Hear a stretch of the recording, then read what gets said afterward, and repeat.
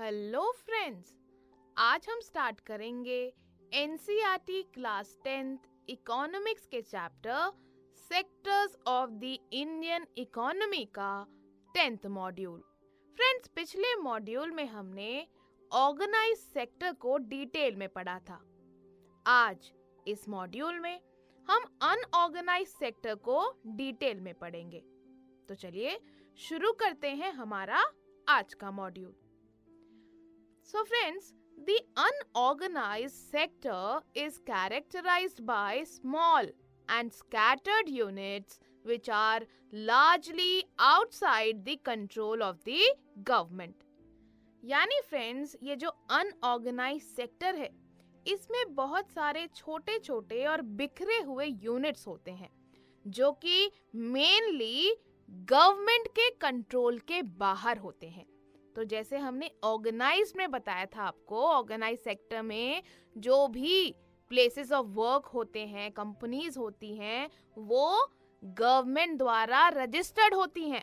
लेकिन unorganised sector में छोटे छोटे और स्कैटर्ड यूनिट्स होते हैं जो outside the control of the government होते हैं। यानी गवर्नमेंट का किसी भी तरह का कंट्रोल इन पर नहीं होता। यानी फ्रेंड्स, अनऑर्गेनाइज्ड सेक्टर में लैंडलेस फार्मर से लेकर रोड साइड बूट मेकर यानी कॉबलर तक सभी आते हैं। ये सेक्टर ज्यादातर रूरल लेबर और अर्बन लेबर से बना हुआ है। यानी रूरल लेबरर्स जो होते हैं, अर्बन लेबरर्स जो होते हैं, उन सभी से ये सेक्टर बना हुआ है। वो तमाम लोग इस सेक्टर में ही फॉल करते हैं। फ्रेंड्स, इस सेक्टर पर जैसे हमने आपको बताया, गवर्नमेंट का कोई कंट्रोल नहीं होता। ये आपको याद रखना है, क्योंकि कंट्रोल नहीं है तभी चीजें ऑर्गेनाइज्ड नहीं है और चीजें क्या है, स्कैटर्ड हैं, अनऑर्गेनाइज्ड हैं। फ्रेंड्स, बेसिकली एम्प्लॉयर जो है, जो लोगों को काम पे रखता है, एम्प्लॉयर ही इस सेक्टर में सब कुछ कंट्रोल करता है।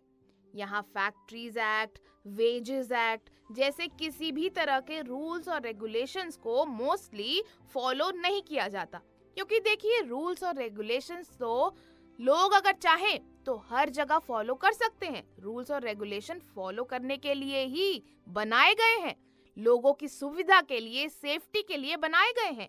जैसे वेजेस एक्ट हुआ कि इस पर्सन को या फिर इस नेचर ऑफ वर्क को इतनी सैलरी मिलनी ही चाहिए।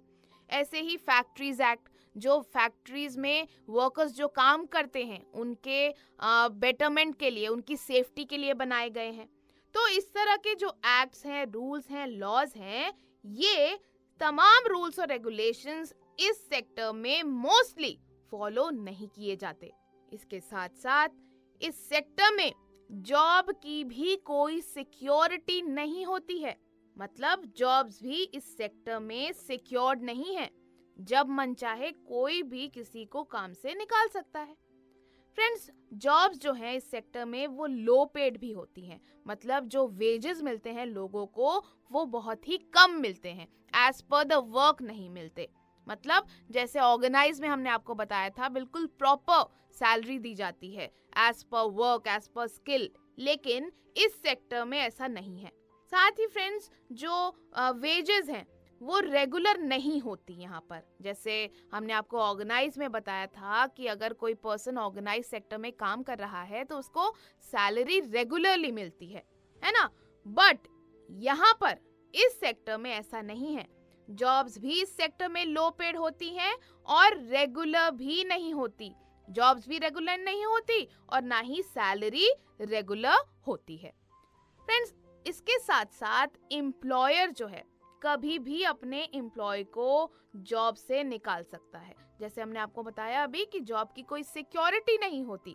तो जो एम्प्लॉयर है, जो ओनर है कंपनी का, जो मालिक है, वो कभी भी वर्कर को जॉब से निकाल सकता है विदाउट एनी रीजन।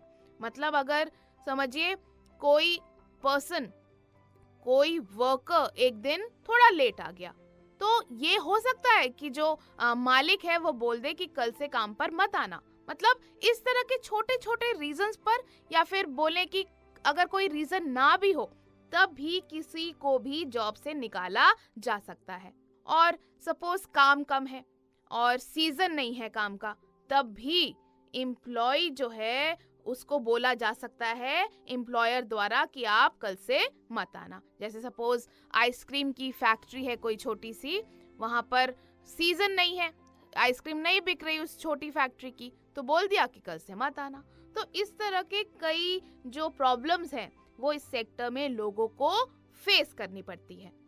साथ ही friends, overtime, paid leaves, holidays, leave due to sickness यानी सिक लीव, इस तरह की कोई भी फैसिलिटी या फिर कोई भी प्रोविजन इस सेक्टर में नहीं होता। बेसिकली जो एम्प्लॉयमेंट है, जो जॉब है लोगों की इस सेक्टर में, वो किसी भी तरह सिक्योर नहीं होती, क्योंकि ना ही उनकी जॉब सिक्योरिटी है, ना ही कोई फैसिलिटीज उनको दी जाती है, और सब कुछ बहुत ही स्कैटर्ड होता है, अनऑर्गेनाइज होता है, और इसी कारण इस सेक्टर को अनऑर्गेनाइज कहा जाता है।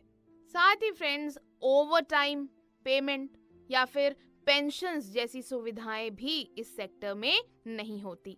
वर्किंग आवर्स भी फिक्स नहीं होते। कभी कभी तो जो लोग होते हैं, वर्कर्स होते हैं, उनको 10 से 12 घंटे काम करना पड़ता है, और अगर उनको ज्यादा काम कोई कराता है तो ओवर टाइम भी पे उनको नहीं किया जाता। जैसे हमने ऑर्गेनाइज सेक्टर में बताया था कि एक तो फिक्स आवर्स होते हैं, वर्किंग आवर्स होते हैं, और अगर किसी रीजन से ज्यादा काम कराया जाता है तो ओवर टाइम पे करना बहुत बहुत जरूरी होता है। तो इस सेक्टर में ना ओवर टाइम पे किया जाता है, ना पेंशन जैसी सुविधाएं होती है, और वर्किंग आवर्स भी फिक्स नहीं होते हैं। लाइक फ्रेंड्स, फेस्टिवल्स के दौरान ही आप देखते होंगे कि अगर आप कोई शॉप पे गए तो शॉप्स तो एक तो इतने लंबे टाइम तक खुली रहती हैं। इन शॉप्स पर काम करने वाले जो वर्कर्स होते हैं इस टाइम पर लॉन्ग वर्किंग आवर्स सर्व करते हैं, जिसका उनको कोई भी एक्स्ट्रा पेमेंट मोस्टली नहीं किया जाता। फ्रेंड्स, जहां ऑर्गेनाइज सेक्टर में सैलरी के साथ साथ अलग अलग बेनिफिट्स दिए जाते हैं, वहीं अनऑर्गेनाइज सेक्टर में सिर्फ वेजेस, सिर्फ सैलरी ही दी जाती है। सो फ्रेंड्स, इस तरह की कई प्रॉब्लम्स का सामना लोगों को करना पड़ता है जो इस सेक्टर में इन्वॉल्व होते हैं। फ्रेंड्स, इस सेक्टर में large number of people included होते हैं जो स्मॉल जॉब्स में एम्प्लॉयड होते हैं, या फिर खुद ही कुछ काम जो कर रहे हैं उस तरह के लोग इस सेक्टर में इंक्लूडेड होते हैं। जैसे स्ट्रीट साइड वेंडर्स हो गए, जैसे आपने सब्जी के ठेले देखे होंगे या फिर छोटे छोटे फूड स्टॉल्स आपने देखे होंगे, तो ये भी अनऑर्गेनाइज सेक्टर का ही हिस्सा होते हैं। साथ ही जो रिपेयर वर्क करते हैं, प्रेशर कुकर ठीक कर दिया, इलेक्ट्रिसिटी वाले जो रिपेयर वर्क करते हैं, उस तरह के लोग भी जो अपना छोटा मोटा काम करके अपना लाइवलीहुड कमाते हैं, वो भी अनऑर्गेनाइज सेक्टर का ही हिस्सा है। सिमिलरली फ्रेंड्स, फार्मर्स भी अनऑर्गेनाइज सेक्टर का ही पार्ट होते हैं, क्योंकि देखिए कोई भी गवर्नमेंट से तो रजिस्टर्ड होते नहीं है फार्मर्स, तो फार्मर्स भी इसी सेक्टर का हिस्सा होते हैं। और साथ ही लैंडलेस लेबरर्स हो गए, वो भी इस सेक्टर में आते हैं। जैसे एक बड़ा किसान है, उसने लैंडलेस लेबर को रख लिया अपने फील्ड पर काम करने के लिए, तो जिस दिन वो लैंडलेस लेबरर यानी लैंडलेस लेबरर जिसके पास लैंड नहीं है, तो वो बड़े फार्मर के यहाँ वो लोग काम करते हैं। जिस दिन वो लोग काम करते हैं उस दिन के पैसे मिल जाते हैं, और जिस दिन नहीं आते पैसे नहीं मिलते। तो इस तरह के जो लैंडलेस लेबरर्स होते हैं, फार्मर्स जो हैं, वो सभी इसी सेक्टर का हिस्सा होते हैं। तो फ्रेंड्स, देखा आपने, पिछले मॉड्यूल में हमने ऑर्गेनाइज सेक्टर को पढ़ा, और इस मॉड्यूल में हमने अनऑर्गेनाइज सेक्टर के बारे में पढ़ा। Friends, unorganized sector is outside the control of the government. There are rules and regulations, but these are not followed.